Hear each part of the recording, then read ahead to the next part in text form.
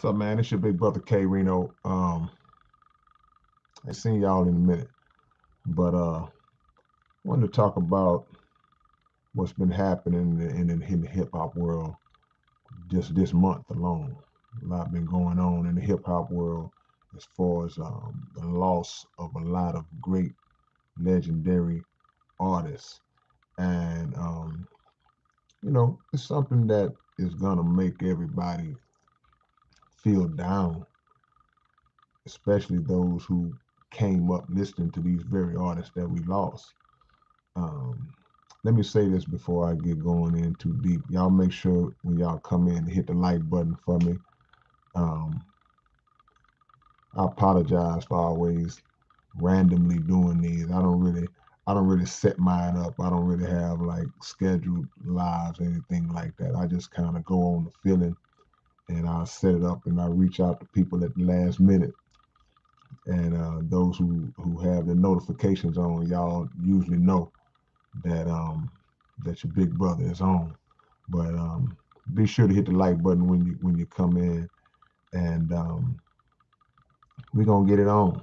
As y'all can see by the title, we're gonna get it on, man, and try to just cover a few things and some things that I think that I've thought about um, since these things have been happening. Um, what I was saying that in the loss of three legendary artists that we've had just this month alone, um, it's hit the hip hop world and a lot of hip hop fans pretty hard because of one, even the loss of one was strong enough. When DMX passed, that was like that already sent an explosion throughout the universe. But then Black Rob passed away shortly after, and now we learn about Shock G. Now the the thing is that for those of us who might be a little younger, and I don't ever dismiss any of y'all, any of my supporters. That piece of lint flew by. I don't dismiss any of my supporters, or just assume that all of y'all who rock with me are older supporters, because I get approached all the time, man. I have fans that are in their 20s, mid 20s, late 20s, early 20s, even down to the teens. So I know that music is universal and music covers all age demographics if it's good music.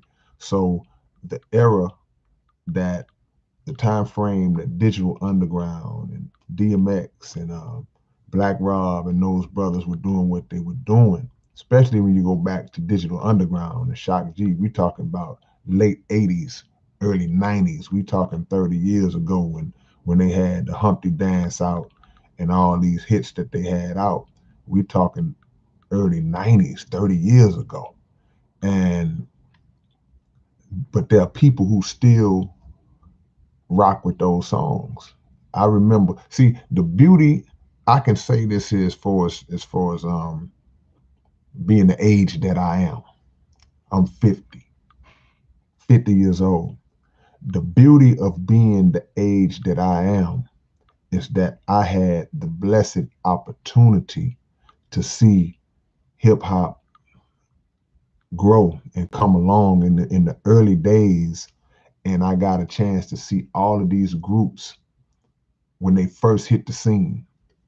And it also gave people that are around my age, it gave us the opportunity to witness the impact that these groups had when they first hit the scene.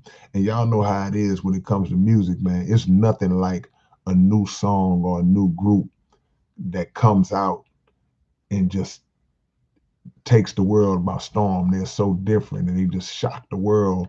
And they got a record that's on fire, or album that ends up becoming a classic album. Is nothing like that in the world. And we got a chance to see when Digital Underground was the hottest group in the game, when the Humpty Dance came out and all that. I mean, I saw it. I was in the clubs back then, and I knew what happened when that song came on in the clubs. we got a chance to see when Black Rob came out with the song Whoa. When Black Rob came out with Whoa, it just knocked the whole industry out the frame with that one single. And that song has significant value for a different reason down here in the South, because the song was so big that it made some of our H-Town legends make a I don't want to say a response to it, but make a rendition of it called Man. And if y'all from the South, or even if you're not, if you just screwed up Click fan, you familiar with when ESG and Pokey and Big Mo, they came out with the song Man, and it was a play off of the song Whoa. And so that's how a lot of people were familiar with Black Rob moving forward. At that time, we knew exactly who he was, but moving forward, y'all hit that like button, man. Hit the like button. Let's even the likes up with the amount of people that's in here. I know it's late night, but I had to pay these guys their homage and pay these guys their respects, because again, you really have to understand what it's like to be in the moment when great music hits the scene. Anybody that y'all listen to, everybody, I'm looking at everybody over here in the chat box right now. Everybody that y'all listen to, there was somebody, that was an artist, that was a song that came out that just blew your head off, and you was like, man, it pushed you in a state of euphoria, because, and as time passes on, those types of songs 10 years later, 15, 20 years later, when you hear those songs, it immediately picks you up and places you back into that time where you were enjoying that music. And for some of us, it was in our what they call our prime years. A lot of this stuff I'm talking about came out when I was in my 20s. You know what I'm saying? A lot of this stuff came out um, when I was in my 20s. So I'm in the prime of my life. We having the best times ever. But what we got to realize, man, it's not necessarily about um, mourning the loss of these legends, because that's a natural thing that we're going to do, you know, because we love them. We look at it like, man, DMX, man, Black Rob, man, Shock. Shock G came out of left field, like that one caught everybody by surprise. But and I didn't know Shock G was 57. I didn't know he was up that high. And that's not to say that 57 is old. It's not old at all. But I just didn't know that he was that much older than me. Shock was closing in on 60, you know. But it's not about necessarily mourning the loss, because we're gonna do that naturally. But in moments like this, when I see these artists, when I see them pass away, um, after the initial shock and the initial being just upset and mourning the loss, the next place my mind goes to is is their uh, is their finances and their state and their level of comfort as far as economically. Where would they at on that vein? And some people might look at that and say, well, why are you thinking about that? It's not being thought of from a standpoint of ignorance. It's being thought of from a standpoint of, these are iconic, great artists who have contributed greatly to music, and they have generated millions and millions of dollars based on their art. So the natural thought is, for all of that money that they made,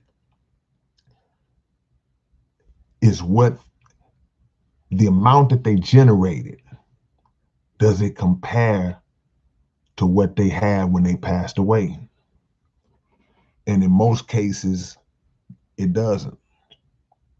And that's why I'm making this video tonight, because we got to think on that. We got to think on that for a second. It's like, as artists, as young artists coming up in the game, you got to have the mindset of protecting your art and protecting the business side and protecting your legacy for those that will be left behind. See, how many artists die broke, man? And I'm not talking about somebody dying broke who didn't generate the capital. I'm speaking about somebody dying broke who literally generated millions of dollars. DMX sold 70 million records, according to what I looked up. I'm going to say that again. DMX sold 70 million records. So if he would have received $1 per record sale, that's simple math, that's $70 million that he would have had.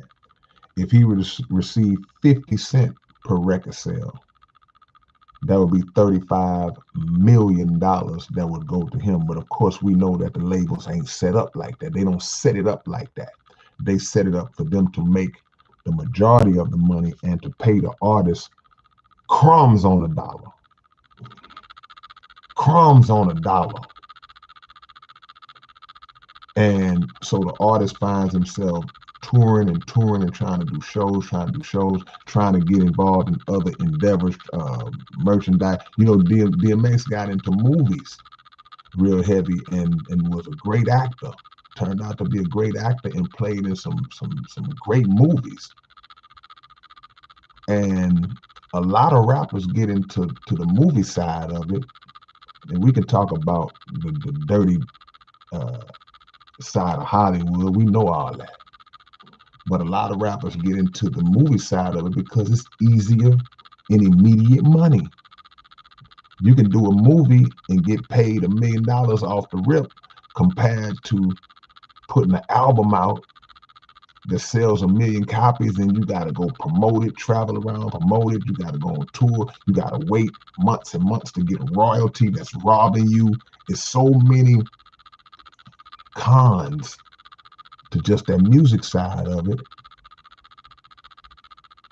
And then if you get caught up in those lifestyles that a lot of artists get caught up in, then a lot of times, unfortunately, you know, we give the money right back. So this is a pattern that goes back. This just didn't start with hip hop. Didn't start with just rap. This is a pattern that goes back because the industry is set up to not pay you much in the first place for your work. So how can a man that sold 70 million records not be financially stable when he passes away?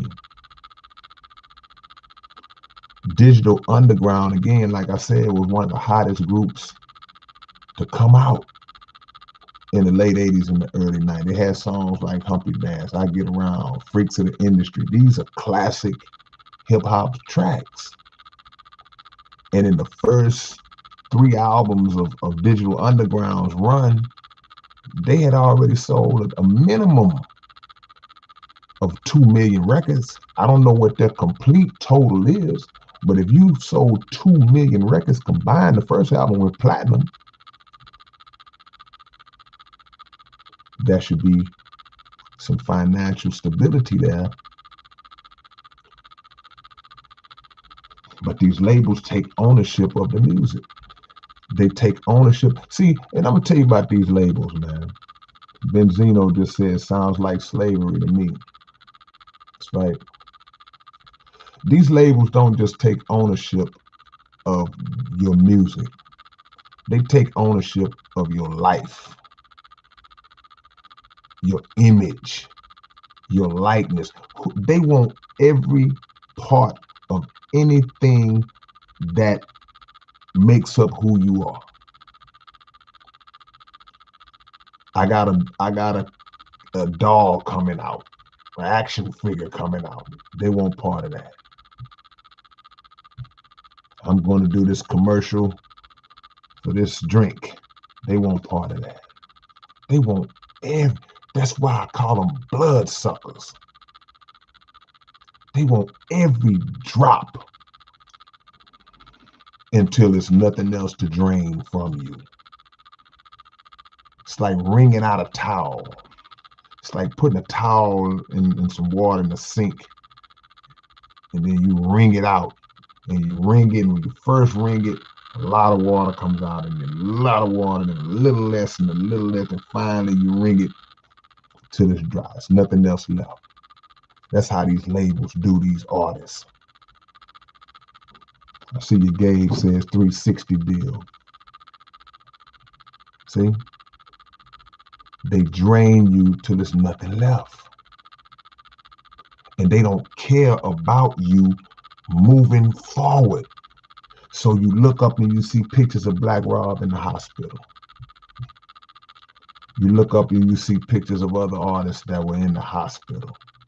You look up and you see artists doing GoFundMe. Because you don't have to necessarily be sick or dying. You could just be in a situation where your money just ain't right. But you a legend, you an icon, and now you out here trying to start a GoFundMe to save your house, to do this, to do that. And this, I'm not saying this in a disrespectful way to the artist. I'm saying this in a way to make it be understood that this industry, man, what would make a so-called major label see an artist that has generated millions of dollars for them, tens and millions of dollars for them?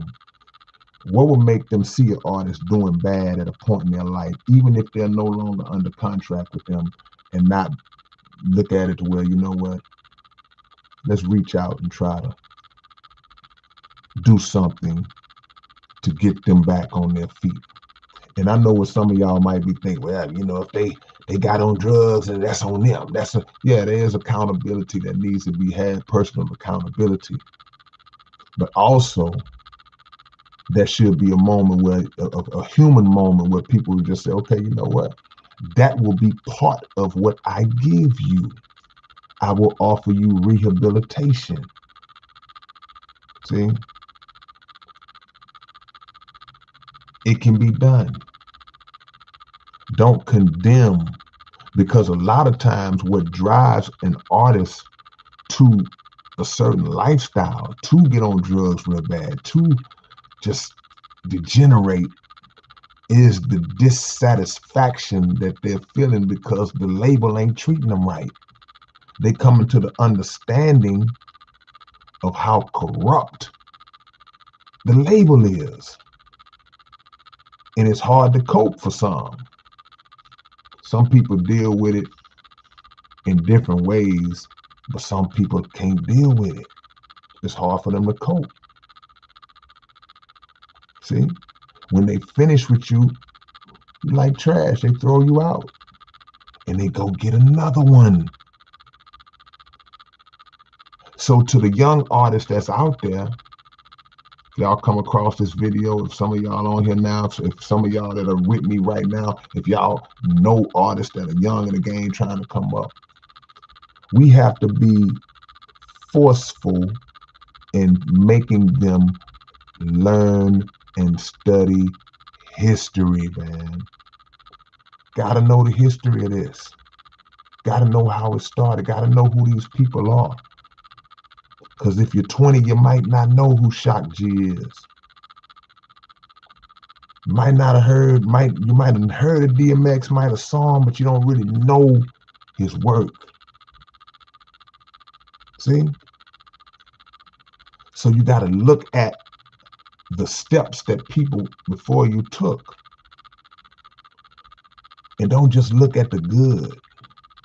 You got to look at bad and the ugly, because you can prevent yourself possibly from stepping in some of the ditches and falling in some of the ditches that they fell in just by knowing the ditches that they fell in.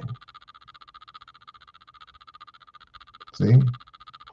Because if you are blessed enough as a young artist to last in the game from 19 years old, 20 years old, and all of a sudden you look up, you 34, 35, you've had a 10, 15-year career, a good run somewhere in between that spot, you will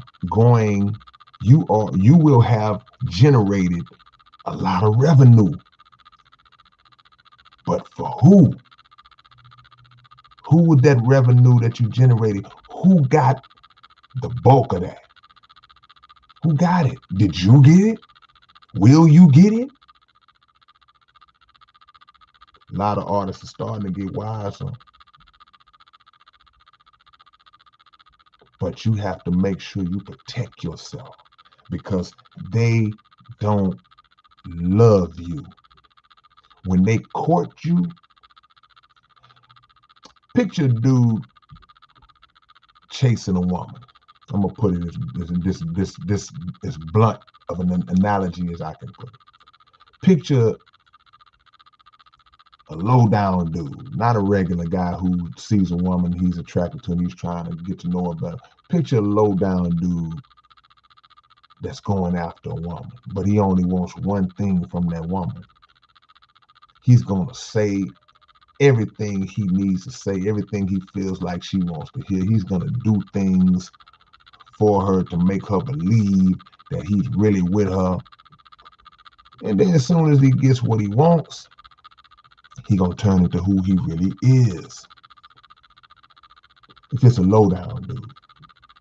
That's how these record labels are. They will court you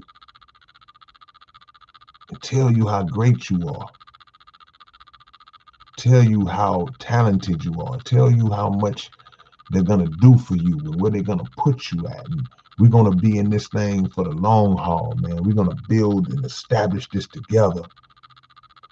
And that only holds itself true to the extent that you are able to continue to generate large amounts of revenue for that company.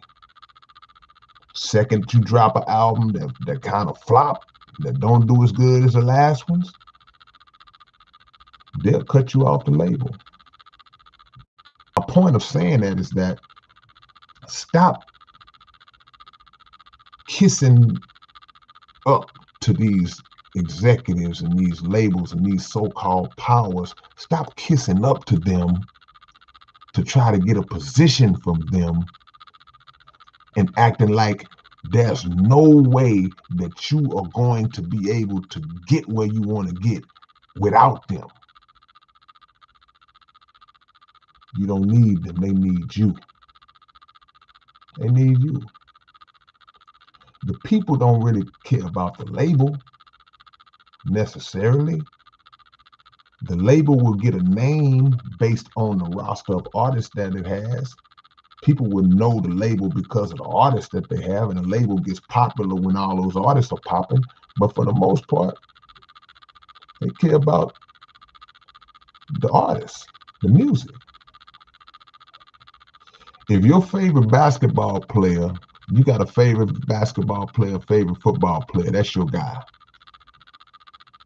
If he plays for a certain team, then yeah, you rock with that team, but you really rocking with that guy. If he signs as a free agent and goes to another team, or he gets traded to another team, you don't care anything about that team no more, unless that's your team. But if that's your favorite player, you just gonna go, okay, well, he plays for the such and such now. Now, my eyes on them now. So I wouldn't care what label my favorite artist is on. I love that favorite artist for the music. But I want my artists to educate themselves to understand that they bigger than the label. You become the label. And I know what y'all thinking, some of y'all. Well, if it wasn't for the label got the distribution, the label has the reach. That's how they're able to be exposed. The label can pump money into the radio stations to get the music played. They can put the finances up. That's how they sell the 70 million. Yeah, that's true to an extent. But I've seen too many independent artists do it without any of that kind of assistance. I've seen it happen too many times. And in the internet age, it can be done. Good music will find its way out. It's not impossible. If you ever seen concrete, solidly laid concrete, and then you see grass and flowers some kind of way, the concrete cracks, the ground breaks, and you see life growing through, busting through the concrete. If you can do that, if that can do that, a less intelligent life form, a more intelligent life form, which is you, should be able to figure out a way to succeed without the aid of these labels. Shout out to my homegirl Tina P. Appreciate the donation, appreciate the love. Tina P, I got your email too. I see you weren't able to make it to the meet and greet. I know you wanted to be there. We'll be in Austin and San Antonio on the 8th and 9th. San Antonio on the 8th, Austin on the 9th. Tina P is one of the she one of my real ones, man. One of my real ones. Appreciate the love. Let me see what y'all talking about over here, man. Who we got up in this piece, man? Black Jesus, Jamarcus Grind Mode. Jamarcus South, I see you, man. My Town Trill, Millionaire Status. Millionaire Status, if you want to get on a song with me and you serious about that, what you just put in the comments, send me an email, spckrino@aol.com. Serious inquiries only. I see you, Kyle. Yeah. Kyle says, if I've learned one thing, always get it in your contract where you're your own master. Yeah, I mean, contracts are one thing, man. You know, you got to negotiate to your own favor. You got to negotiate from a point of strength, as Minister Farrakhan teaches, and you got to negotiate to your own favor. You don't walk into a negotiating room scared to talk and scared to ask for what you want. Tell me where y'all from, man. Where y'all hitting from, man? Where y'all at? Let me know where y'all located at. See, we getting a few people coming in. Hit the like button also if you haven't already. Subscribe to my channel if you haven't already. And always keep your notifications on.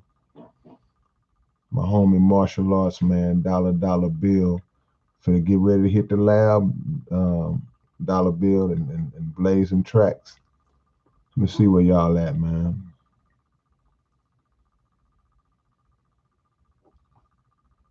Mississippi, Travis in Mississippi.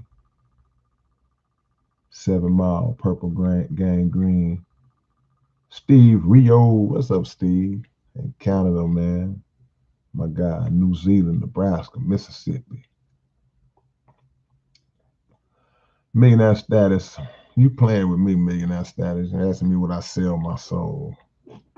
And now think about the question you asked me, sir. You say, will I sell my soul to the industry for $10 million? Are you familiar with the scripture that says, what does it profit a man to gain the whole world and lose his soul?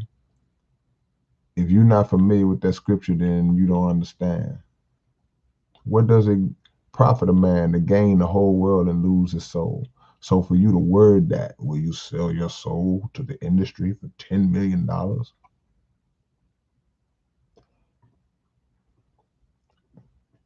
Who can build a soul? Name me somebody that you've ever encountered that has the ability to craft and manufacture and build a soul. So if you don't know anybody that can actually create soul, then you can't put a price on it. So $10 million. You saying that like that's some undeniable amount of money for my soul. Something that the Creator has given to all of us. And when you say sell your soul, see, that's just another word for compromise your principles. That's all that means. That's just another word for lose your character. That's all that is. Are you willing to pimp yourself out for a dollar amount?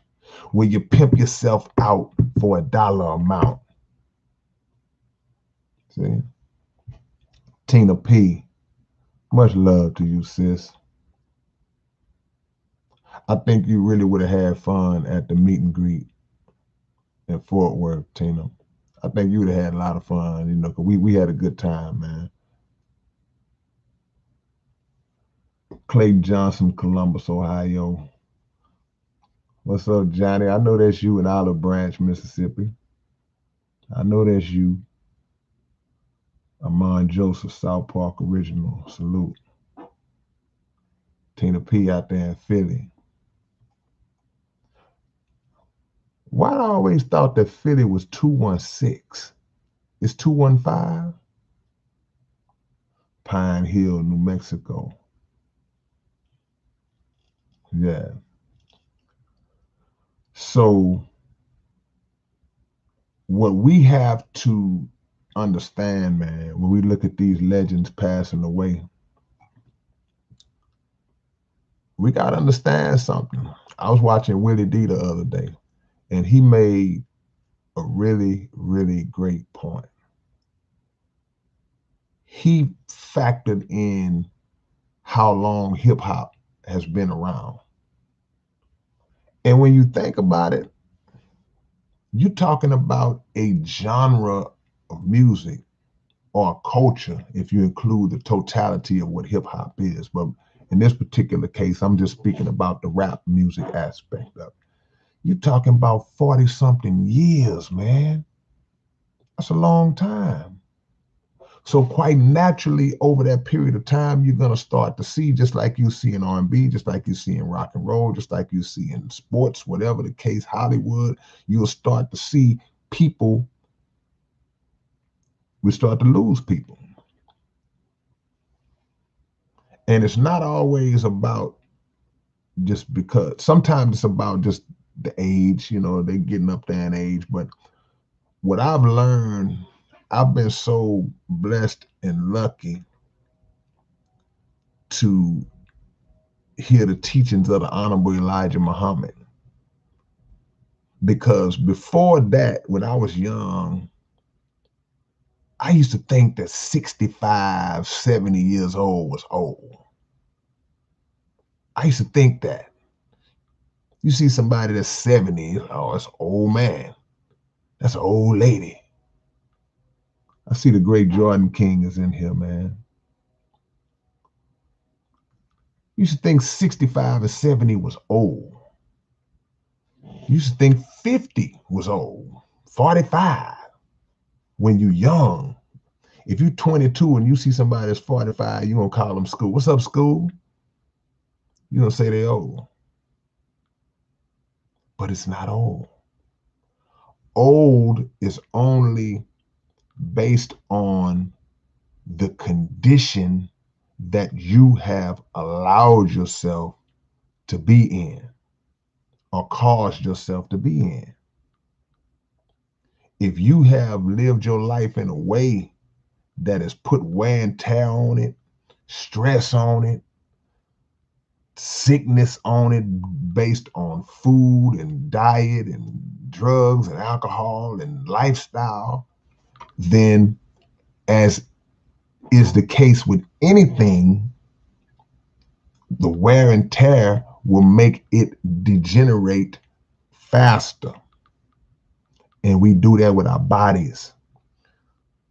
Because I know some people that's 28, 32, that's broke down like they old. It's about how you handle what you got. And I know people that's 55, 60, that's in good shape because they've taken care of their vessel. If you're blessed enough to understand at an early age that you just get one of these, ain't no extra body you can go and get and say, well, man, I done messed mine up. I kind of broke myself down over these last 35, 40 years. Let me go switch out and get that extra body and transfer my essence into that extra body and get a fresh start. You can't do that. You can't do that. That's why we try to tell young people to take care of yourself at an early age and maintain it, because right now you're just living off youth. You're just living off youth right now. So if you're just living off of youth, you'll get by. You'll get by for a little while. But as you start to get old and slow down, see, your body don't handle them drugs like it did at one point. Your body don't shake that weight off like it did when you was eating all that pig and stuff back when you was 20, 22 years old. It don't shake it off no more. The liver is no longer able to filter out toxins at a rate that it used to when you were younger, because the accumulation is so strong and it's been so consistent that now the accumulation of the toxins of the drinking and the smoking and all of the bad food, it starts to overpower the organ's natural ability to flush and filter out. It's overpowering it. See? So now you're 50, 52, 58, 35, 40, and you're breaking down. You're breaking down.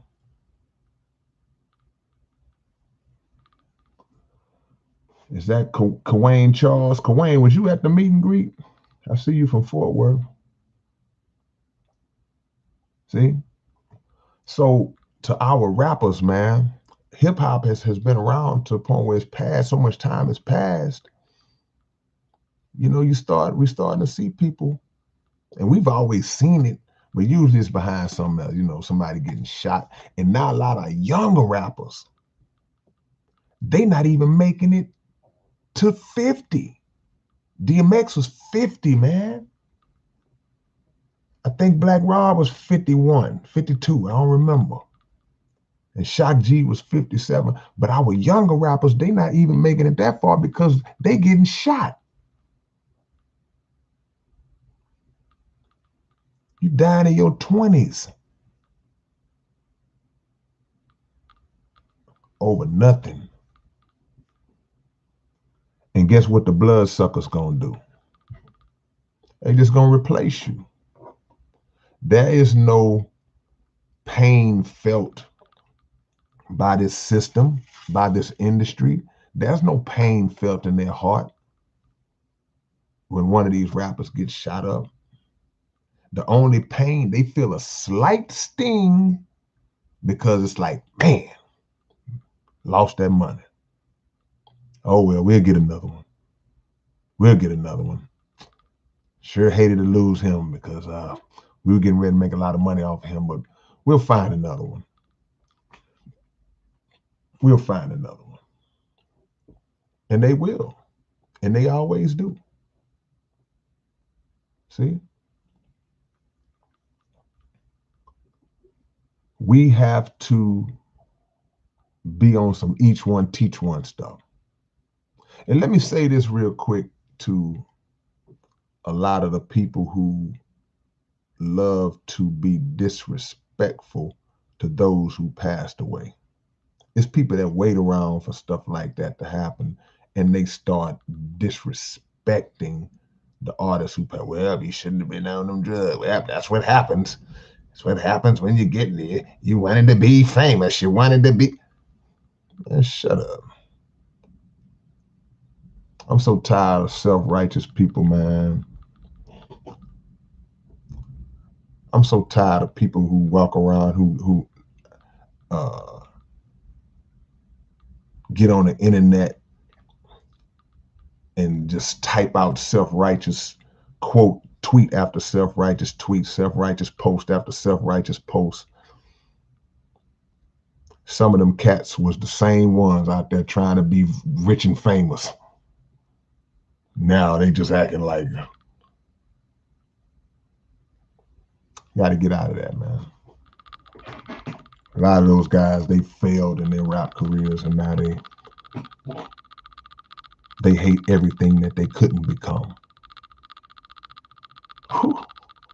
Man, they hate what they couldn't become. Come on, man. See, if you look at a lot of the rappers that are still around today, a lot of the rappers that are still around today, that from that time, it's only a handful of them that are still thriving financially. It's not many of them, man, because those labels did a number on them back then. The blessing that they have is that they're still in a physical and mental capacity that's sufficient enough where they can keep trying to make some money. They can still tour. They can reinvent. They can do different things that can revitalize their careers. That's a blessing. You got to figure it out. But other people don't get that opportunity. And people who fearlessly oppose the bloodsuckers, they get what's called blackballed. I call it whiteballed. But they are fearlessly opposing the system. And if they have any type of following that follows behind what they're saying, they never see the light of day. Not gonna see the light of day. See? Norman Jordan King says, people hate what they can't control and fear what they don't understand. That's a fact. And to push it further, they will even seek to destroy what they can't control. Because if they can't control you and you have influence, then they want to eliminate you, because your influence would draw people away from their influence. See? Lion Zion, appreciate the support, appreciate the donation, man. Thank y'all. Thank you, man. My homegirl Tina P. Appreciate that, man. Thanks for all your help and motivation. No, I appreciate you, man. I can't motivate you if you don't motivate me. So I appreciate that, man.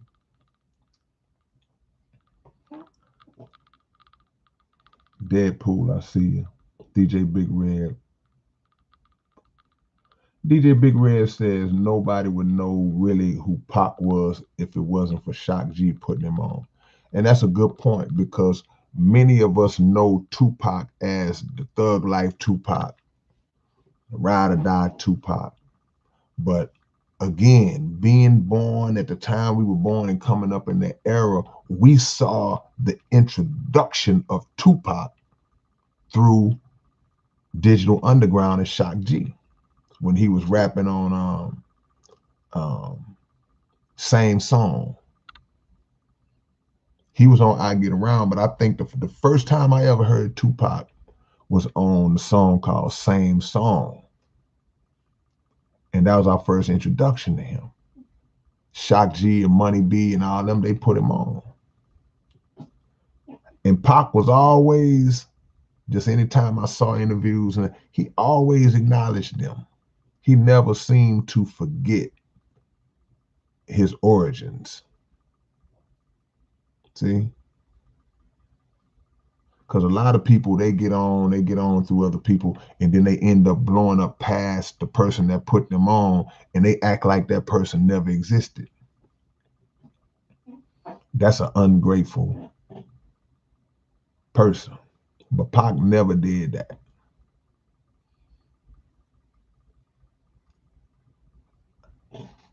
The three brothers we lost this month,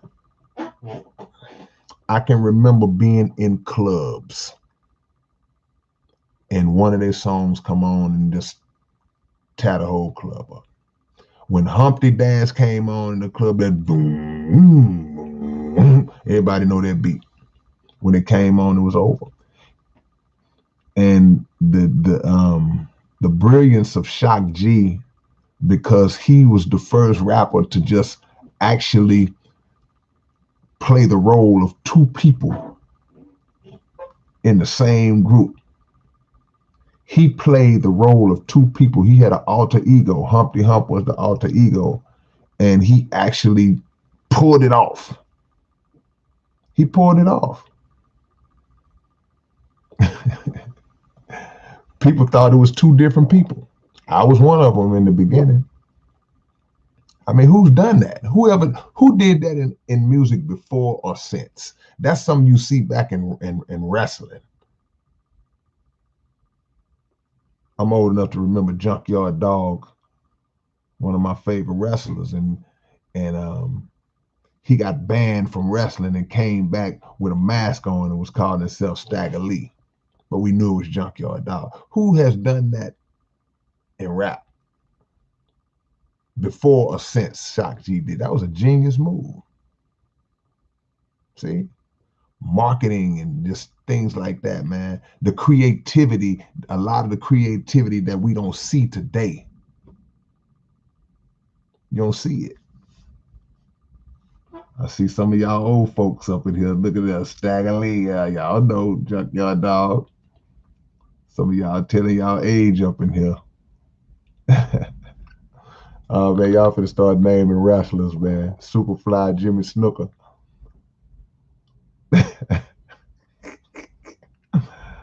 Yeah, see, I can tell how old some of y'all are. And YT just made a good point. We can't forget about MF Doom, man. Can't forget about MF Doom. Even though MF Doom passed away actually late last year, I think, but the family didn't release that information. Man, y'all finna start naming these wrestlers. All right, forget it. Let's do it. Let's do it, man. Let's get these old school wrestlers on here, man. Jimmy Gold and Iron Sheik, Hacksaw Butch Reed. Boy, y'all know him too, boy. Hacksaw Jim Duggan. Brutus Beefcake. My Town Trill said Ecstasy from Houdini. Man, Mr. Perfect, Coco Beware. Man, here y'all go, man. The Fabulous Freebirds. Harley Race. Y'all ain't said Wahoo McDaniels yet. Y'all ain't said Bruiser Brody. And the greatest of all time. Hold on, wait a minute.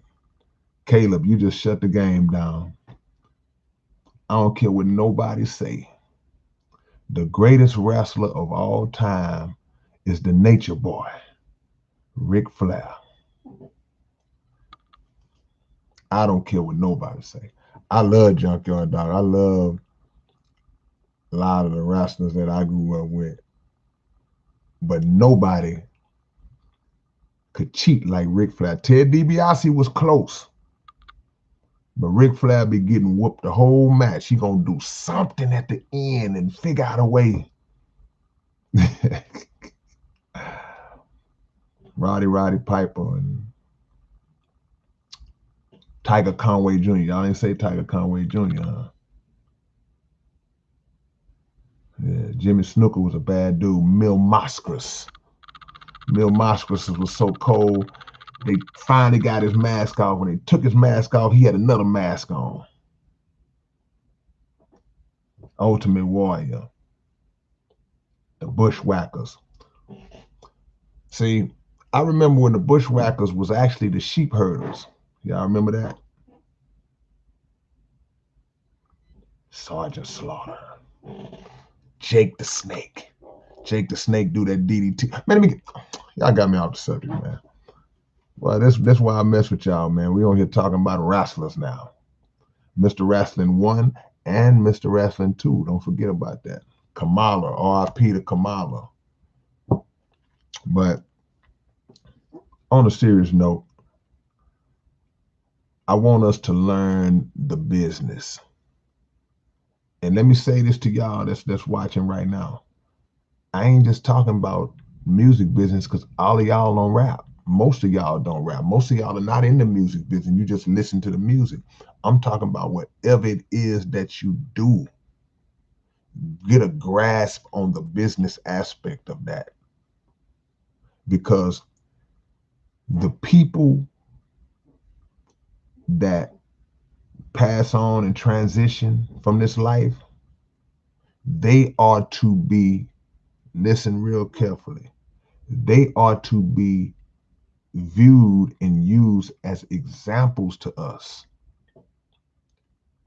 Once that book closes on their life, we have to look at that book and look and say, okay, well, this is what they did of good. This is what they did. These are some of the mistakes they made. And we have to use them as examples to say, well, man, you know what?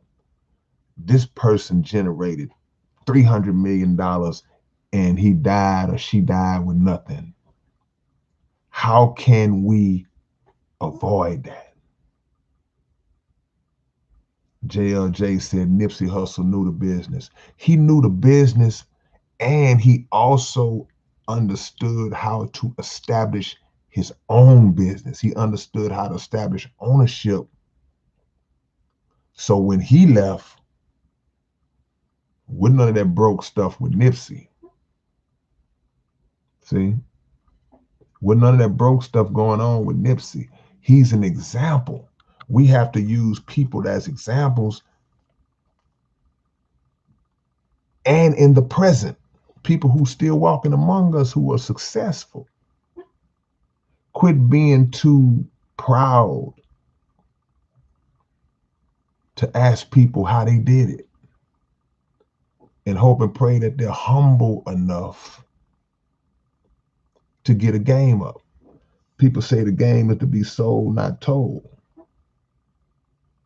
I don't respect nobody who feels the philosophy that in order for me, you gotta pay me for what I know. Unless you are a professional consultant in a particular field, okay, that's different. But it's no way that I can go down a path in my career and in my life and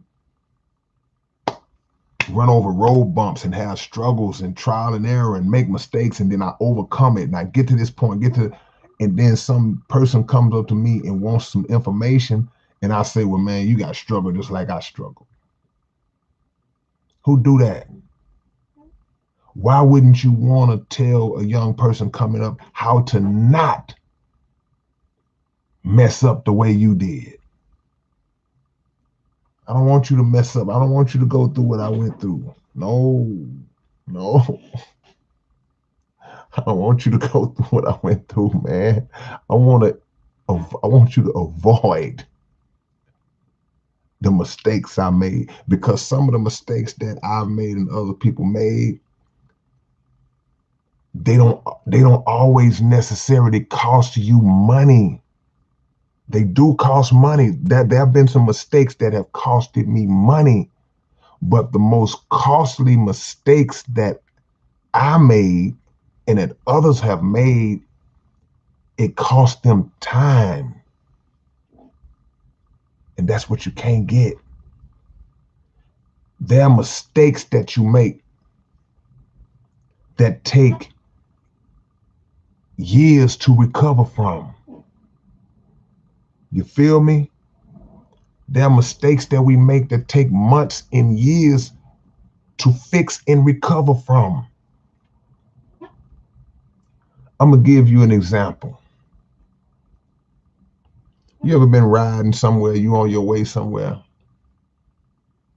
This could be pre-GPS or current, but sometimes the GPS will get you lost. But sometimes you riding somewhere, you got to be there. And you make one wrong turn.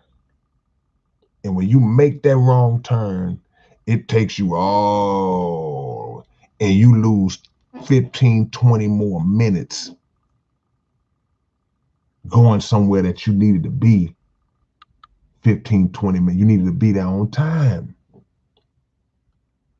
So you don't always lose money when you mess up. You lose time. You don't always lose time when you mess up. Sometimes you lose connections. You lose relationship. You lose position, status. See? So why wouldn't I give somebody that kind of game if they willing to listen to it? My town Trill say you burning gas. You lose gas. See?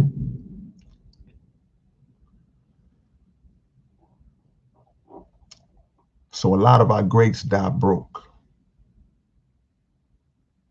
That's why I thought it was a good idea with Master P talking about the pension plan for rappers and all that. I don't know how it would be organized and put together and how they would lay it out, but you know, it's too many rappers, man, that were great, and now nobody even knows who they are, and they came and went. How many of y'all have ever heard? Just be honest. Don't act like you know just because you want to act like you know. How many of y'all have heard of a rapper named Jimmy Spicer? His name is Jimmy Spicer. I'll know if you know who he is if you tell me his rap name, his other rap name. See? Made Madness said never. Dan Orange said nope.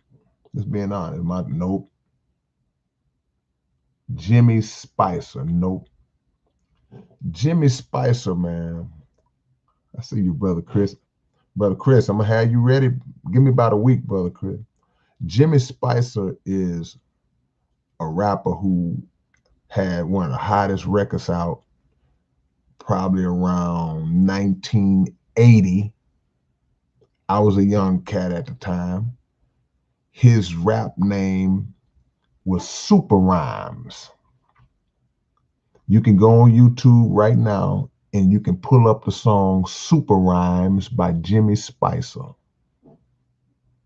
And when I tell you that's one of my favorite all-time songs, early on listening to rap, even to this day, I jam Super Rhymes right now because he was one of the original storytellers in rap.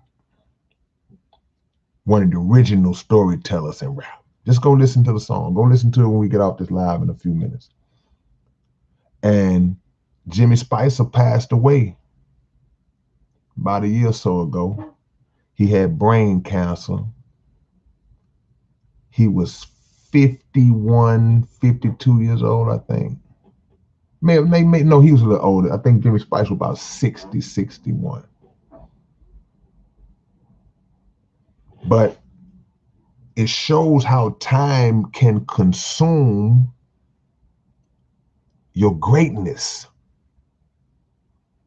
If that greatness is not pulled into the modern time by those of us who know who it is, or if the person doesn't continue on that path of greatness, Jimmy Spicer was from New York, Kyle. And to be one of the hottest in the game, we've seen a lot of rappers that were the hottest in the game. And then they gone. You can name 100 of them.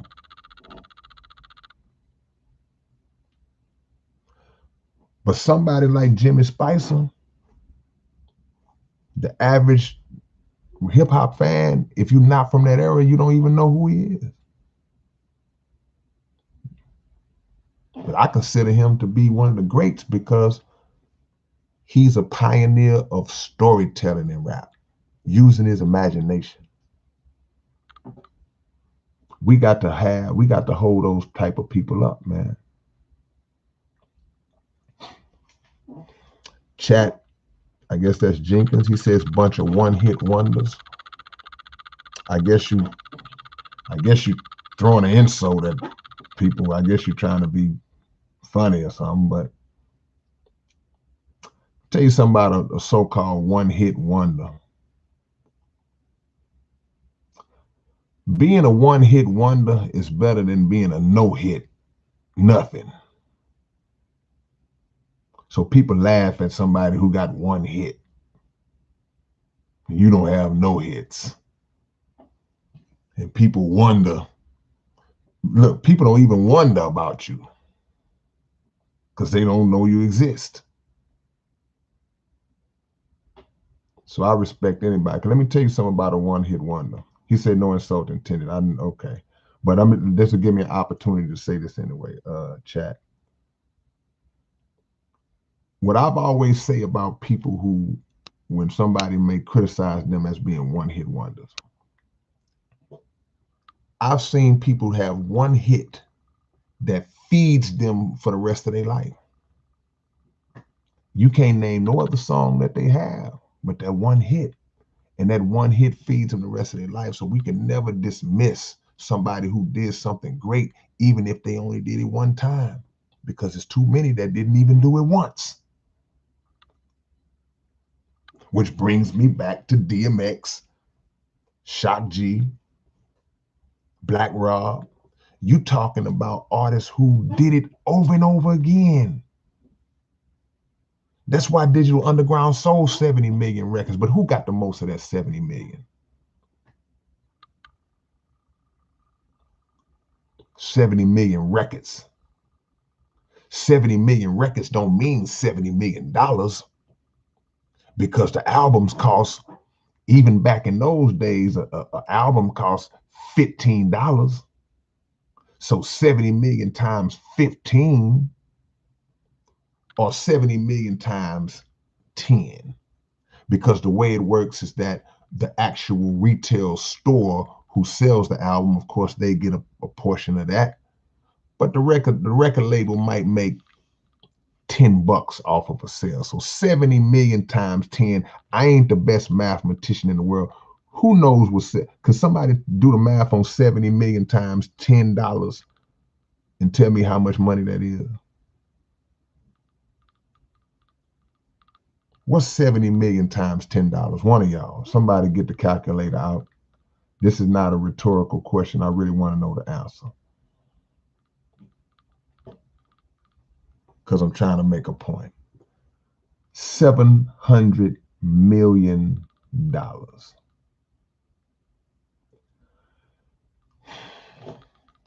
So Digital Underground generated approximately, I'm just throwing that number out there. If it's $10 per going to the label, they generated $700 million, something like that.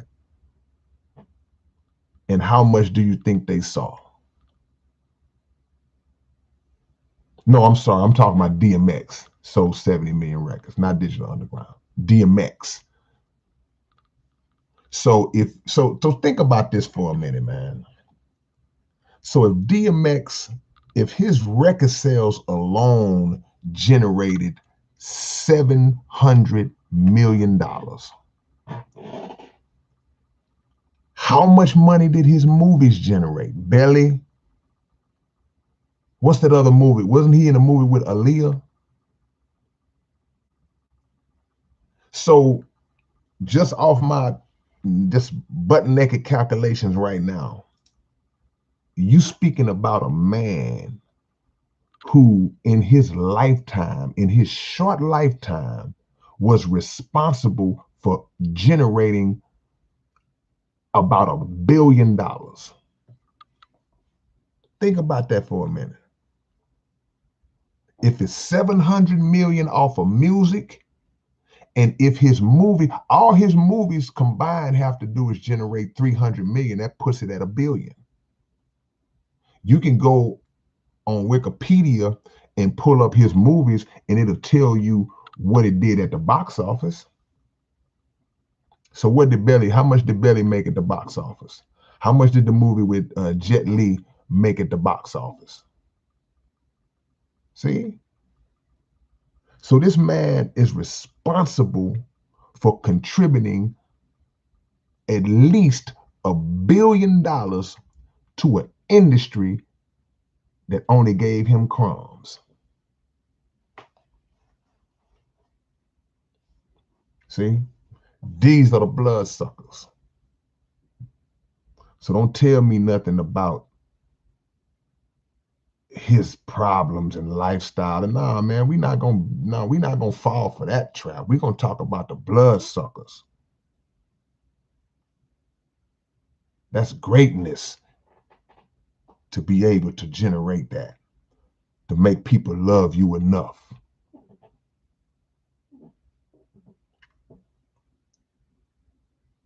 Black Rob. If Woe come on right now, everybody gonna start moving. Tina say leeches. Straight up leeches. See? Shout out to any artist who was on top of the publishing game early on. So Dr. Dude says 270 million combined box office revenue for DMX movies. You put that with the 700 million. I'm just guessing the 700 million. This is my calculation. That still puts him close to $1 billion. Who got that billion? How much of that did he see? And if you look at these brothers' net worth at the time of their passing, you see them in the negative. You see them at 100,000. It's see. And see, Gabriel, my brother Gabe just made a phenomenal point. He said the record company glad he died because the sales went up. Like when Prince died, like when Whitney died, like when Michael Jackson died. Go listen to my song called Better Off Dead. I talk about all that. When these iconic artists pass away, there's an incredible spike in record sales revenue because everybody goes out to get the records, to relive the music. They go get physical copies to have those in their possession as collector's items, and the sales go through the roof. And those sales wasn't there in the last few years of their life. So yeah, they glad that they gone. That's money.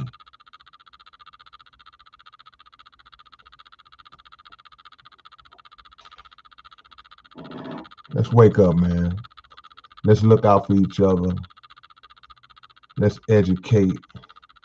Brother Chris, I can't do that 7 no more, Brother Chris.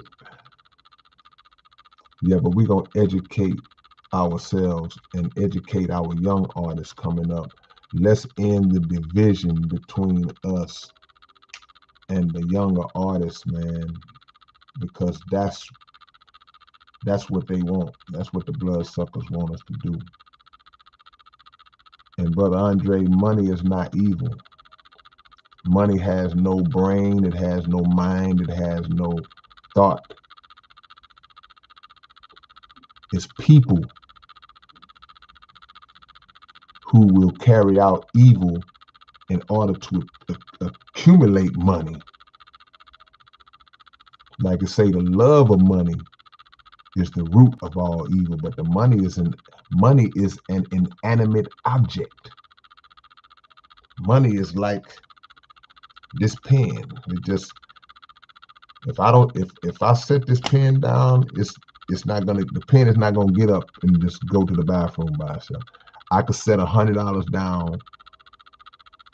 If nobody touches it, it will stay there. So money is not evil. We have to utilize the declining dollar and turn it into things that are of value, that have real value. See? What you say, Brother Chris? We need to for an alliance to combat this trickery. Yeah, we got to educate ourselves. Dan R, that's right. Yep.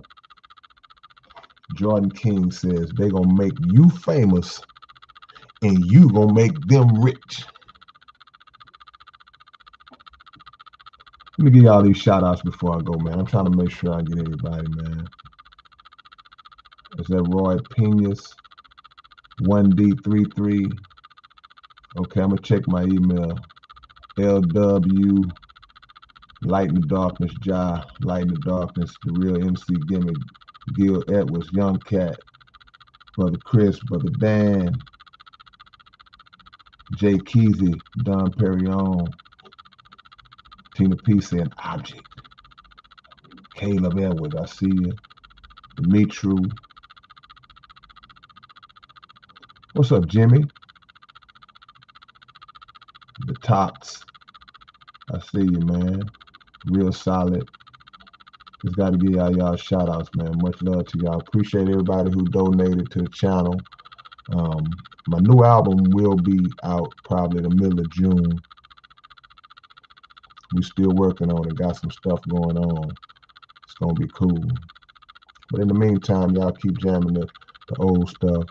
Go get both my books. I will be in Austin, Texas, and San Antonio, Texas, May the 8th and 9th. San Antonio on the 8th, Austin on the 9th. Me and Point Blank. We'll be doing the same thing we did in Fort Worth at the book signing, the meet and greet. Shout out to everybody, man, who came to Fort Worth, man. Everybody who drove from Dallas, drove from Waco, all the surrounding areas, man. Y'all came out and showed so much love, man. I mean, me and Blank, we really appreciate y'all because y'all didn't have to be there. I see you, Deadpool, June Morris, Phantom Face Final, Huey Freeman, Benjamin, Jason Hughes, Indeed, Fishon Johnson. Yeah, that's right. Ja, I see all of y'all, man. Hey, y'all take it slow, man. I ain't gonna hold y'all all night, man. I just had to pay homage to my brothers, man. Hold on, egalitarian. I want to make sure I shout y'all out before I go. Catch y'all later on, man. Peace.